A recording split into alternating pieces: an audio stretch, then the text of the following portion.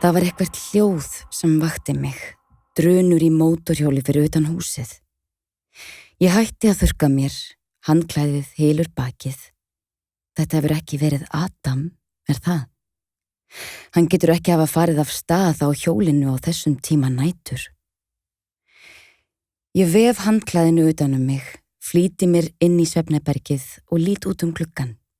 Sakbitið hjarta mitt hægir á sér þegar ég sé gulan glampa berast frá skúrnum hans handa með veislutjaldið. Hann þarna. Hann hefur ekki farið til að jafna reikningana. Hluti af mér vill fara niður og athuga hvort það sé í lagi með hann, en eitthvað, kannski 7. skilningavitið, heldur aftur af mér, segi að hann muni koma til mín þegar hann tilbúinn til þess.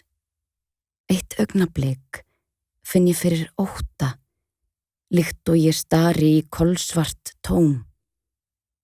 Það samt aðeins myrkrið og mannlaus garðurinn sem vekja þessa tilfinningu. Ég sný mér frá glugganum og leggst upp í rúm. Hann fær 10 mínútur í viðbót og ef hann verður þá ekki kominn, fer ég til hans.